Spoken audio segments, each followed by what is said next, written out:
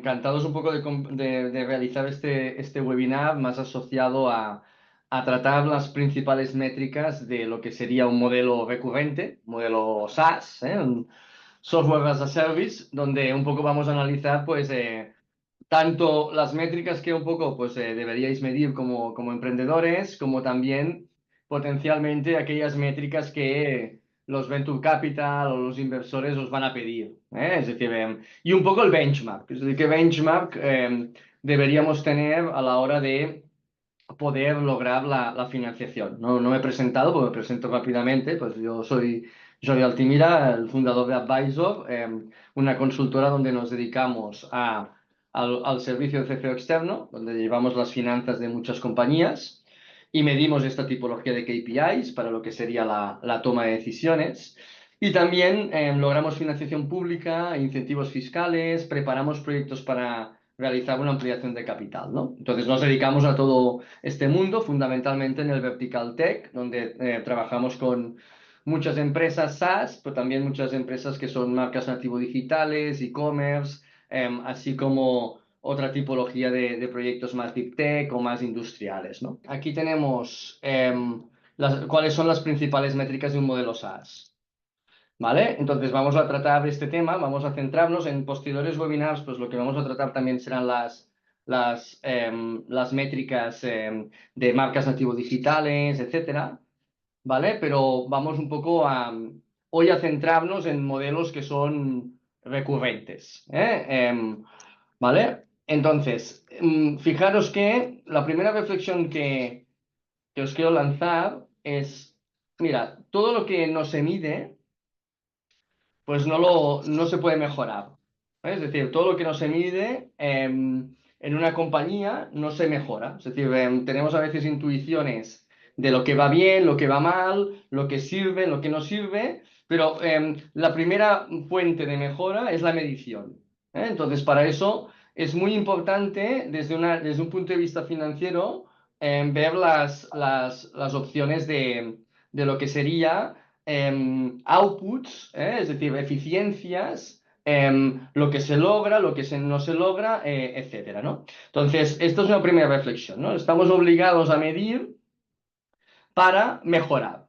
Claro, lo que pasa es que el problema es que podemos medir muchas cosas en una compañía, ¿no? Podemos medir de todo, ¿no? Y nos hemos de centrar en aquellos aspectos pues, más relevantes, ¿no? Entonces, fijaros, os voy a lanzar ahora mismo las principales métricas o tipología de métricas que deberíamos de alguna forma visualizar o estudiar y luego a lo largo de la presentación y de la sesión, y con una parte de preguntas y respuestas finales, pues entraré más en detalle, ¿no? Mira, os lanzo un poco todo el terreno, todas las variables que tenemos, ¿no? La primera es medir ingresos, ¿eh? Y claramente veremos que en un modelo recurrente las dos métricas principales o las métricas principales son el monthly revenue, recurrent revenue, es decir, la recurrencia mensual de ingreso que tenemos, el annual recurrent revenue, es decir, SMRR multiplicado por 12, y también el ARPA. Estas son tres variables que nos permitirán pues, definir muy bien los ingresos, ¿eh? Entraremos más en profundidad en las tipologías de MRR, en las tipologías de recurrencia mensual. Otro concepto importante es el margen, que afortunadamente en el SaaS, pues el margen bruto acostumbra a ser un margen importante, un margen elevado, ¿eh? Y aquí pues hemos de contabilizar el coste del producto que estamos en este sentido vendiendo, ¿eh?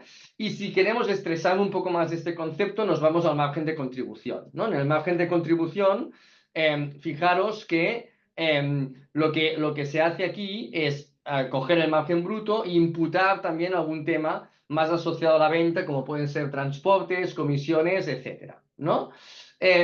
También otro concepto esencial es la retención. Una vez, dos conceptos aquí. Uno es captar clientes y entender qué nos cuesta captar estos clientes, es decir, toda la inversión en marketing y ventas que se realiza por los nuevos clientes que se captan, y luego la retención. ¿Qué retención tenemos en este sentido de los clientes que hemos captado?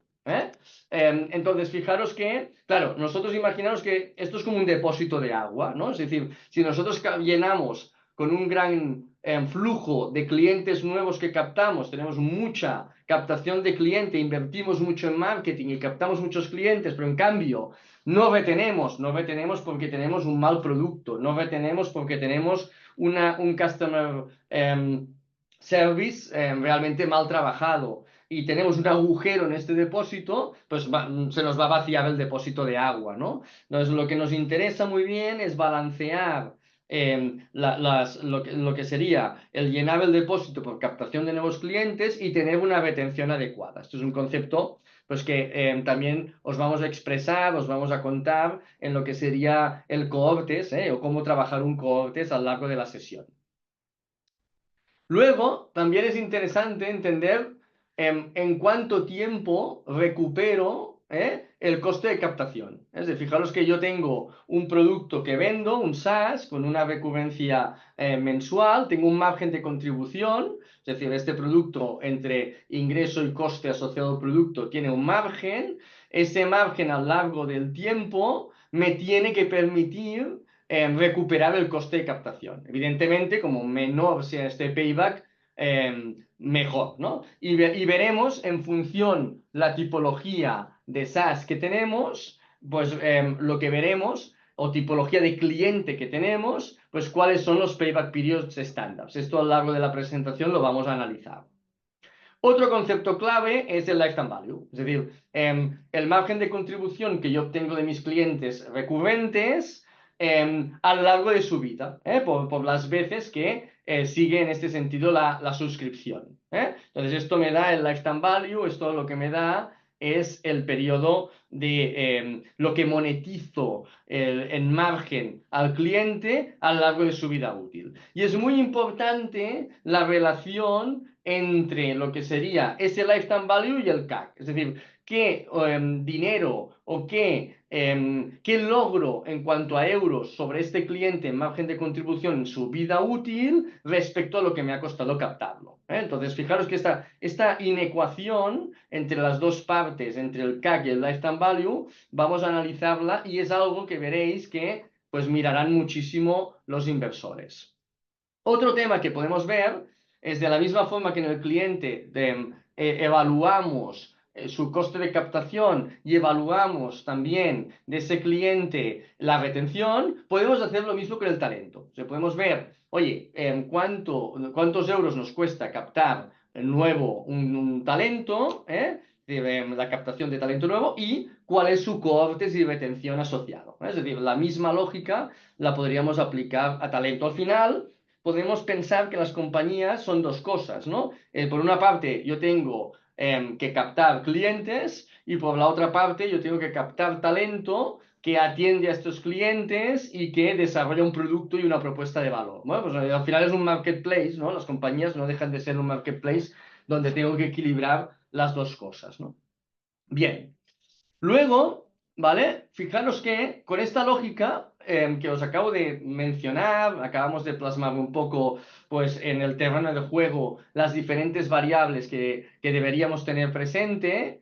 Esto lo hemos de traducir o lo hemos de plasmar en una P&L, en una cuenta de resultados, pero que es una cuenta de resultados que no tiene que ser analítica, sino que que no tiene que ser contable, para eso ya presentáis los impuestos con vuestra gestoría, sino que estas ideas que acabamos de dibujar las hemos de plasmar en una cuenta de resultados analítica, en una P&L analítica. Entonces, fijaros que en la cuenta de resultados vais a tener, en primer lugar, los revenues, esta recurrencia de revenues que estamos comentando, el coste del producto, en este caso es un producto de software, donde tenemos servidores, mantenimiento, pues quizá el Customer Support incluso se puede poner dentro de este COGS, y eso fijaros que nos da un primer margen de contribución. El primer margen de contribución viene dado por el revenue menos el COGS. Bien, luego, si imputamos todos los costes de captación asociados a marketing y ventas, pues fijaros que lo que sacaremos es un segundo margen de contribución. Es decir, el primer gross margin nos da ventas menos COGS, el segundo gross margin lo que nos da es sacando lo que nos ha costado el CAC. Después de este gross margin podemos poner todos los gastos generales. Yo, aquí, lo que estamos haciendo en la compañía ahora y con muchos clientes es declarar un gross margin 3, que es imputar de forma directa todos los costes de captación de talento. Es decir, y esto nos daría, es decir, un gross margin 3. El gross margin 2 menos los costes de captación de talento nos daría un gross margin 3 y ahora sí que después pues pondríamos todos los gastos generales de oficina, herramientas digitales, suministros, lo que nos llevaría a un EBITDA, a partir de aquí las amortizaciones, a un EBIT y finalmente un beneficio antes de impuestos con el impuesto de sociedades asociado. ¿Vale? Bien, pues la reflexión que os quiero hacer aquí es que no vamos a tratar la cuenta de resultados como el modelo 200 que se presenta a Hacienda, eso pues ok, desde un punto de vista fiscal, pero también lo que estamos aquí tratando es de demostrar una analítica que nos permita entender pues esos márgenes asociados al producto, asociados a la captación de talento y asociados a la captación de cliente. Bien. Muy bien, avanzo. Pues nos vamos a los modelos recurrentes. ¿Sí? Fijaros que lo primero que vamos a describir es cómo se calcula, ¿vale? El Monthly Recurrent Revenue, el MRR, ¿vale? Vamos a definir este concepto que es esencial a la hora de trabajar un modelo SaaS, ¿no? Es decir, el MRR es la suma del ingreso mensual recurrente que nos trae cada cliente en un momento dado. Esto es importante. El MVM es una foto. Es decir, yo lanzo una foto y analizo lo que me genera en euros, ¿vale? De forma recurrente mis clientes, pero en un momento dado. Esto es relevante. Es decir, lanzo una foto y miro qué MRR tengo en ese momento. Es importante no confundir el MRR con la facturación. Es decir, una cosa es la facturación, otra cosa es el MRR mensual. Es decir, puede no coincidir, cada vez más las gestorías lo están periodificando, pero no es el mismo concepto. Es muy clásico en un SaaS que, oye, haya una línea de servicios, consultoría, acostumbra a ser el 10% de la facturación. Cuidado que MRR debe ser recurrencia y debe ser recurrencia asociado a mi producto tecnológico. Es decir, si yo hago servicios de consultoría, no lo contéis como MRR porque esto sería otra línea de revenue que no va asociada a la recurrencia mensual. Entonces, si yo cojo ese MRR que tengo en un momento dado, esa foto, y la multiplico por 12, hago una multiplicación por 12, tengo lo que es el Annual Recurrent Revenue. Es decir, tengo lo que sería mi recurrente anual, que, insisto, no tiene por qué coincidir con la facturación del año. Es decir, lo que presentáis al registro mercantil seguramente no será el ARR, casi seguro que no, porque el ARR es el MRR por 12 y el MRR es el revenue recurrente que tengo en un momento dado. Es decir, si estoy en noviembre y tengo pues en ese momento una recurrencia, me lo invento, de 400.000 euros, en ese momento tengo 400.000 euros de recurrencia mensual, pues mi ARR en este momento será 400.000 por 12, que serían 4,8 millones, ¿vale? 4,8 millones sería en ese sentido mi ARR. ¿Sí? Bien, muy bien. Entonces va, os voy a dar un ejemplo rápido y luego pues turno de preguntas al final y vamos analizando, ¿eh? Fijaros que, un ejemplo rápido. Imaginaros que para este cálculo de MRR, pues yo tengo un cliente que me firma en enero un contrato del 1 de enero a 31 de diciembre por valor de 24.000 euros. Pues fijaros que el MRR mensual asociado a este contrato sería 2.000 euros. Bien, tenemos también un cliente que nos entra el 1 de abril y firma un contrato también anual hasta el 31 de marzo. Pues fijaros que ese contrato anual es de 12.000 euros. Pues fijaros que el MRR que yo tendría asociado a este contrato es de 1.000 y empezaría el 1 de abril a contabilizar. Y imaginaros que, ¿vale? Tengo un cliente que me firma el 1 de mayo, pues un contrato mensual de 500 euros. Entonces, fijaros que, pues bueno, la pregunta sería, oye, ¿cuál es tu MRR? ¿Qué foto de recurrencia mensual tú tienes en mayo? Pues fijaros que sería el 2.000 que viene de lo que sería el contrato firmado el 1 de enero, esa recurrencia de 2.000 euros, el 1.000 asociado al contrato que empezó el 1 de abril, con una recurrencia de 1.000 euros, y los 500 euros sería pues, un contrato mensual, el contrato mensual que hemos firmado en mayo. La suma de los tres me daría pues, una foto de recurrencia de 3.500. Me da igual cuando se facture, sino aquí lo que estoy analizando es la foto de recurrencia mensual que tengo. En mayo pues sería de 3.500. Entonces, fijaros que esto enlazamos con las tipologías de MAGAD que nosotros podemos tener. Y esto es muy importante y os recomiendo mucho que lo grafiquéis. Hagáis este breakdown, hagáis esta segmentación y luego lo que hagáis sea, ¿vale?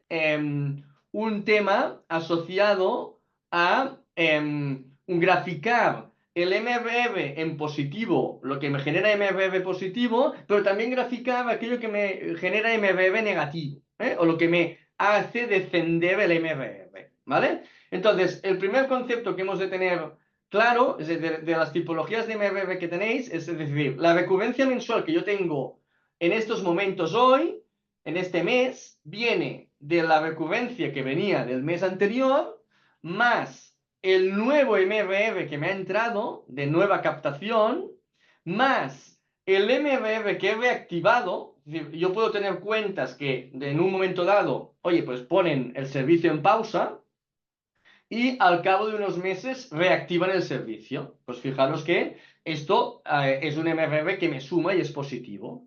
También hay que contabilizar el MRR expandido o de expansión, donde, oye, yo tengo una cuenta donde yo tengo un SaaS y fijaros que ese SaaS pues me está generando pues una recurrencia mensual, pero resulta que yo hago cross-selling, hago upselling y vendo más funcionalidades. Entonces, fijaros que hay un aumento de MRR provocado por una expansión que yo realizo en la cuenta.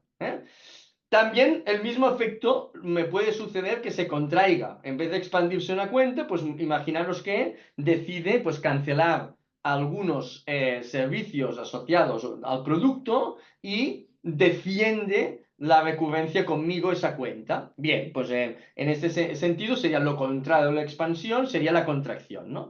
Y finalmente vendría el MRR perdido, es que la cuenta en global pues tengo un churn asociado, pierdo al cliente porque abandona del todo pues el producto. Pues fijaros que mi foto de MRR este mes viene dada por lo que tenía el mes anterior, más la nueva captación, más lo que se me ha reactivado, que se me había caído en el pasado, más las cuentas que se me expanden porque contratan más producto dentro de de mis funcionalidades. El contraído ya sería el rojo del gráfico, porque pierdo lo que sería recurrencia, porque se me desapuntan de cosas. Y finalmente tengo lo peor que me puede pasar, que es que, oye, pues el cliente se me va y pierdo la totalidad de la cuenta. Entonces, fijaros que esta es la tipología de MRRs que os podéis encontrar. Entonces, aparte de contabilizar el MRR, es importante el análisis de cuentas. Antes de eso, me voy a un concepto que es relevante, que se llama lo que se llama MRR Net Churn. Fijaros que el MRR Net Churn es la suma de todas las variaciones menos el nuevo MRR. Es decir, si es positivo, esto es buenísimo. ¿Por qué es buenísimo? Porque fijaros que si mi MRR, es decir, es positivo, si mi MRR Net Churn es positivo sin contabilizar la captación de nuevas cuentas, fijaros que volviendo aquí atrás, si mi MRR crece, ¿vale? Sin tener nuevas cuentas, ¿qué quiere decir? Pues que mi MRR reactivado y expandido supera al contraído y al churn. Dicho de otra forma, mi recurrencia mensual está creciendo sin captar nuevos clientes. Es decir, sin meter nuevas cuentas. Pues esto es buenísimo, es espectacularmente bueno, que sin yo tener que invertir en nueva captación, pues el MRR que yo tengo me aumente. Esto es fantástico. Y es una métrica que pues muchos Venture Capital van a analizar, porque cuando pasa esto, pues realmente tengo una máquina de crecimiento, ¿no? Bien, este concepto lo quería dejar claro, ¿no? También es importante dejar claro, ¿vale? Otro concepto que son las métricas asociadas al número de cuentas, ¿no? Estábamos contando recurrencia mensual, pero claro, la recurrencia mensual va asociada a una cuenta. Entonces, para yo saber las cuentas activas que yo tengo en este mes, tengo que analizar las cuentas que yo tenía el mes anterior más las cuentas que se me han reactivado, menos las cuentas que se me han perdido. Fijaros que aquí no tenéis el efecto de la expansión y la contracción que teníamos anteriormente en el lema VAR. ¿Por qué? Porque, oye, la cuenta no se, una cuenta en sí, el concepto de expansión o contracción va asociado a nuevas funcionalidades y euros. Con lo cual, aquí lo único que me puede pasar es que pierda cuentas porque tenga churn o se me reactiven cuentas nuevas asociadas, ¿no? Entonces, si vemos este efecto, ¿vale? Hay un concepto que, en cuanto a métrica que es interesante analizar, ¿no? Fijaros que si yo analizo el new MRR que me está entrando de nuevas cuentas, es decir, el new MRR que yo genero versus las new accounts entre el churn de MRR y el churn accounts, yo lo que puedo balancear es, puedo analizar si este ratio me sale a cuenta o no. Dicho de otra manera, imaginaros que las cuentas que pierdo pues tienen un MRR asociado más pequeño a las cuentas que gano. Entonces, fijaros que este balance me saldrá positivo. En cambio, si yo me pasa el efecto contrario, yo lo que me sucede es que las cuentas que pierdo en euros es muy superior a las cuentas que gano. En cuanto a churn de new accounts estará balanceado, pero en cuanto a la proporción no. Y ese efecto lo veremos en cohortes, pero vale la pena también analizarlo. Bien, lanzo unas métricas más, ¿vale? Y me voy a los benchmarks que nos va a analizar el Venture Capital, ¿vale? A ver, la primera métrica clave a analizar es cómo crezco en MRR. Entonces divido el MRR que yo tengo hoy con el MRR que tenía el mes anterior y esto me da la proporción de crecimiento. Otro concepto clave es el ARPA. El ARPA es el Average Revenue per Account, es decir, es el MRR medio que me aporta cada cuenta activa. Si el ARPA me crece, quiere decir que fijaos que lo que me está sucediendo es que estoy generando más MRR por account. El ticket me está subiendo. Si yo decido en un momento dado, imaginaos que yo tengo un SaaS, y en un momento dado decido, pues oye, aumentar un 50% el pricing. Pues si yo aumento el 50% del pricing, pues mi ARPA sobre las mismas cuentas activas, pues me va a aumentar de una forma considerable. Si este efecto del ARPA lo multiplico por 12, pues fijaros que tengo el Annual Contract Value. Tengo los ingresos medios actualizados que me aporta cada cuenta. Es decir, tengo un poco en este sentido, de forma anualizado, esta media de ARPA que me genera cada cuenta asociado al MRR. Si quiero calcular el lifetime value, fijaros que lo que tengo que hacer es coger el ARPA de los new bookings, el ARPA del average revenue per account que me está entrando de las nuevas cuentas, multiplicarlo por el gross margin para entender lo que sería el margen de contribución y dividirlo entre el porcentaje del monthly churn. Esto me da lo que sería la vida, el lifetime value, el margen que me genera mi cliente a lo largo de su vida. Es decir, también lo puedo sacar a partir de un cohortes, pero veréis que es más difícil. Si lo queréis simplificar, cojo los ARPAs de los new bookings, de las cuentas que me han entrado, pero el gross margin dividido entre el porcentaje del monthly churn y a partir de aquí pues lo tengo asociado, ¿no? También es importante comparar ese lifetime value con el CAC. Es decir, fijaros que el coste de adquisición, lo que tengo que calcular es todo mi coste de marketing y ventas entre las nuevas cuentas que estoy captando. Entonces, si voy analizando esto mes a mes, tengo todo el desglose de gasto de marketing y ventas versus la nueva captación de accounts, pues allá tengo una foto, ¿vale? Y finalmente, también una métrica importante es, oye, ¿cuánto tiempo tardo en recuperar esa inversión en CAC. Es decir, este ARPA de los New Bookings por el Gross Margin, lo que me genera en margen bruto y contribución, lo que sería el ARPA de los New Bookings, oye, pues qué payback en este sentido estoy generando. ¿Vale? Bien, me voy un poco a ratios que os va a analizar el Venture Capital, ¿vale? Es decir, fijaros, una primera métrica importante, la tenéis aquí arriba a la derecha, ¿vale? Es la regla del 40. Pues en el SaaS, ¿vale? Lo que queremos analizar es, oye, si mi crecimiento en MRR, en porcentaje, más el margen de EBITDA sobre ventas en porcentaje supera el 40%, fijaros que vamos bien. Entonces, mira, aquí puedo tener dos extremos, ¿no? Puedo tener un proyecto que no sea rentable, pero que crezca muy fuerte. Imaginaos que yo tengo un proyecto que crece al 60% en MRR Growth y pierde un 20% en EBITDA sobre ventas. Pues fijaros que esto me daría un 40%, lo cual sería una buena regla del 40. O imaginaos que tengo un proyecto que es muy rentable y el crecimiento se ha estancado ya más. Y tenéis un MRR asociado de growth ¿qué os diré? Del 5%, pero el EBITDA margin es del 40%, pues tendría un 45% asociado a la regla del 40%, con lo cual sería un proyecto que pues, se enfocaría más a la rentabilidad, pero fijaros que tendría una buena relación. Otra métrica importante a la hora de captar capital es la valoración del SaaS. Normalmente, esto varía mucho en función de si hay mucha liquidez en el mercado de inversión en Venture Capital.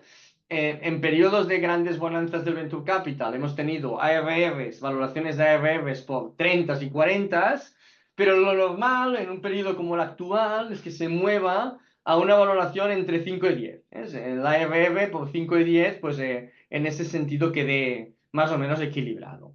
¿Vale?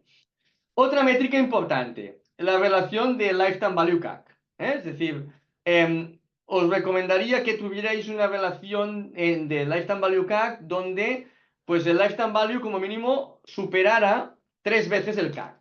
Es decir, si aquí superáis 3 veces el CAC en cuanto a Lifetime Value, pues tenéis una máquina de crecimiento. Si invertís en más captación, tarde o temprano multiplicaréis por 3 lo que sería ese lifetime value asociado. Y fijaros que también es recomendable que el payback period sea menor de 2 años. Fijaros que esto depende un poco, ese payback period y ese elemento en función de la tipología de cliente que vais. Y me fijo un poco más en el churn benchmark, ¿no? Que también depende mucho de la tipología de cliente.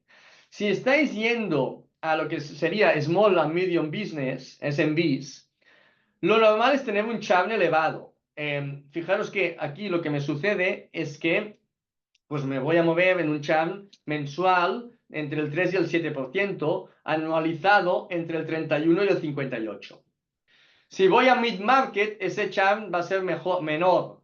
Se va a mover entre el 1 y el 2, y anualizado entre el 11 y el 22. Y si me voy a enterprise, a gran empresa, mi churn va a ser muy bajo, mensualmente entre el 0,5 y 1, y anualmente entre el 6 y el 10. Evidentemente, una SMB company tiene un comportamiento que no es un B2C, pero se parece en ciertos aspectos a un B2C, y esa tipología de cliente pues es más infiel o tiene más opciones. O no es tan complejo la integración. Es decir, si yo soy una gran empresa y escojo una solución y la integro a todos mis sistemas, oye, me va a ser muy difícil deshacer eso luego. Y es normal que ese churn pues, sea menor. En contrapartida, ¿qué me sucede? Pues que normalmente el CAC si me voy a Enterprise es muy superior porque tengo un ciclo de venta donde tengo marketing, tengo calificación de leads, tengo un equipo de SDRs, tengo un equipo de account executive. Es decir, realmente, pues fijaros que mi coste de estructura en captación es muy superior y normalmente el periodo de conversión es muy largo porque, oye, tengo que hablar con un responsable, luego con otro, resulta que la toma de decisiones es lenta. Entonces, fijaros que tengo que invertir en un CAC elevado, tengo un periodo de un lead cycle de conversión elevado también, que se puede ir a 12, 18 meses. En cambio, tengo un churn bajo. En SMB, en el otro extremo, tengo un periodo de captación, un ciclo de captación que puede ser mucho más rápido. Normalmente el ticket y el lifetime value es más pequeño, pero tengo un churn que es muy considerable. Entonces, fijaros que allá tengo que balancear esta inecuación entre el CAC y el lifetime value. Es decir, si yo tengo un ticket muy bajo, ¿vale? Si yo tengo un ticket muy bajo, fijaros que consecuentemente, es decir, imaginaos que yo tengo un ticket bajo y un churn relativamente elevado, ¿qué me sucede? Hostia, pues que mi CAC me queda muy limitado, también tiene que ser muy bajo. Es decir, si yo voy a SMBs y voy a tener un churn elevado y mi ticket, mi ARPA asociado es bajo también, porque voy a SMBs, pongo por caso Holded, por ejemplo, pues Holded lo conocéis la gran mayoría, pues tiene un ticket de 50, 80, 100 euros, ¿vale? Va a SMBs. ¿Qué pasa? Pues que el CAC de Holded en consecuencia tiene que ser bajo también. Puede ser del orden de pues 20, 25, 30 euros. Pues no puede superar eso. Con lo cual, pues fijaros que toda la estrategia de captación tiene que ir acorde a esa lógica.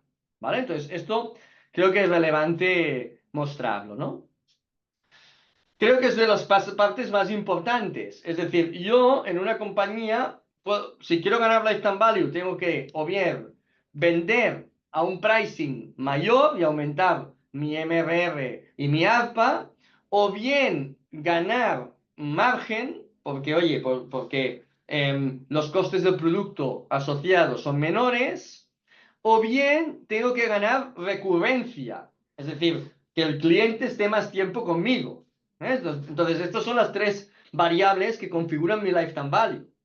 En cambio, el CAC, pues oye, tengo que lograr captar el máximo de cuentas posibles con el coste de marketing y ventas que tengo. Y esa doble lógica es lo que yo tengo que un poco trabajar. Fijaros que estos conceptos en la P&L que analizábamos antes son los primeros elementos: ingreso, margen, CAC, margen bruto 2, ¿sí? Margen de contribución 2. Y los gastos generales es lo único que me quedaría fuera de esta inecuación entre el CAC y el lifetime value. Entonces, fijaros que esto es un poco lo que constantemente hemos de mejorar si queremos crecer de una forma saludable, ¿no? Y eso es lo que un poco indica el SaaS Quick Ratio, que lo tenéis aquí arriba, que lo que mide es el new MRR más el de expansión partido entre el churn MRR más la contracción. Si supera el 4, vais muy bien. Es decir, si las nuevas cuentas el nuevo MRR que entra versus el MRR que perdéis supera 4, esa división, pues tenéis realmente una máquina de crecimiento. Bien, va, ya para finalizar, previo a las preguntas que me podáis un poco realizar, nos vamos a otro concepto vital que es el cohortes. Fijaros, el cohortes lo que mide es. Fijaros que aquí tenéis el rectángulo en el mayo de 2023. Pues resulta que en mayo de 2023 entró un nuevo EMAVAR de 6.531 euros. Esto sucedió en mayo del 23, ¿vale? Y fijaros que a lo largo del tiempo este EMAVAR se ha mantenido prácticamente constante e incluso aumentado un poco. Incluso 12 meses más tarde, pues fijaros que se encuentra en 6.557. ¿Por qué aumenta? Oye, ha aumentado porque, aparte de que yo he tenido una buena retención, pues fijaros que lo que me puede haber pasado es que haya habido expansión. Es decir, que cuentas que yo tenía con un EMAVAR, pues me hayan contratado más cosas. Pues esto, fijaros que es un cohortes, el de mayo del 23 es un cohortes fantástico. Fijaros que en el febrero del 23 me sucede también este efecto de expansión. Empiezo con 3.268 y acaba creciendo. En cambio, en septiembre del 23, yo tenía 6.284 euros y, oye, al cabo del mes 7, en el mes 8, fijaros que me descendió 3.339. Vete a saber qué pasó. Pues igual tuve un problema de producto, tuvo no lo sé, un problema técnico asociado que me ha provocado esa disminución. Entonces, si yo quiero entender la retención mes a mes, imaginaros lo clásico en un SaaS es que al inicio os cuesta más retener, porque el producto no es óptimo, porque estáis en MVP, porque, oye, pues realmente falta un poco pues de estructuración en la compañía y poco a poco, pues este cohortes va mejorando, ¿eh? El cohortes también lo podéis analizar en cuanto porcentualmente. Fijaros que lo que comentábamos en el mes de septiembre que veíamos, pues aquí teníamos, empezamos con el 100%, en EMAVA fuimos aumentando y luego se nos cayó. Pues mira, porcentualmente lo vemos de una forma clara, ¿no? También lo podemos contabilizar por cuentas. Fijaros que el EMAVA puede crecer, porque tengo el efecto de la expansión, pero las cuentas es imposible que crezcan. Una cuenta, por definición, no puedo decir, sobre las cuentas captadas en el mayo del 23, que son 104, es imposible que me aumente a 105. ¿Sí? Porque son fijo las cuentas que capté ese mes y veo cómo evolucionan. No puedo crecer allí. Puedo crecer en EMAVA, pero no en cuentas por el efecto de la expansión. Entonces, fijaros que aquí, pues lo que me sucede es que caigo un poco en cuentas y, bueno, aquí caigo y luego lo que me puede pasar es que se me reactive. En la fórmula de las cuentas veíamos las cuentas que tenía anteriormente, más la reactivación, ¿vale? Menos el churn. ¿Sí? Pues fijaros que esto efectivamente se me puede haber caído y luego tener, ¡pam!, aumento allí, ¿no? En ese momento crítico de septiembre del 23, fijaros que veíamos que caíamos en EMAVAR, pero me fijo en cuentas y no he caído tanto en cuentas, solo se me ha caído una, con lo cual es muy probable que esta caída venga por un efecto de contracción. Es decir, que los clientes que yo tenía, lo que me haya sucedido es que me hayan dejado de contratar algunos productos dentro del SaaS. ¿Sí? Pues lo puedo analizar gracias a analizar el MRR, pero también gracias a analizar lo que serían las cuentas. Finalmente, las cuentas también las puedo expresar en lo que sería de un modo porcentual, ¿vale? Es decir, mira, pues empiezo con el 100% de las cuentas y me puede ir decreciendo. Y acabo la presentación con un concepto y a partir de aquí, pues vamos a resolver preguntas que tengáis, ¿vale? En un SaaS hay la regla del 40-40-20. Es decir, normalmente lo que nos dice es que el 40% del gasto de un SaaS va asociado a desarrollo de producto, al I+D, es decir, invertimos 40% en mejorar las funcionalidades. El otro 40% va a captación, va a marketing y ventas. Y el 20% restante va a gastos generales. Eso es la regla clásica de un SaaS. Analizando los SaaS que cotizan en el Nasdaq, ¿vale? Llegamos a la conclusión que, fijaros, que lo que vemos es que este 40-40-20 no se acaba de cumplir y el 30% va a producto, el 50% va a marketing y ventas y captación y el 20% va a gastos generales. Para romper un poco esa lógica que un buen producto se vende solo, pues de solo nada. Es decir, las grandes empresas, como tenéis Dropbox aquí, Zoom, etcétera, pues para captar tienen que invertir pues un 50% de su gasto versus ventas, pues fijaros que es captación, ¿eh?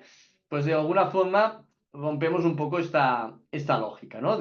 Muy bien, oye, ha sido un placer, lo dicho, y nada, estamos en contacto y os compartimos todo este contenido. Muchas gracias.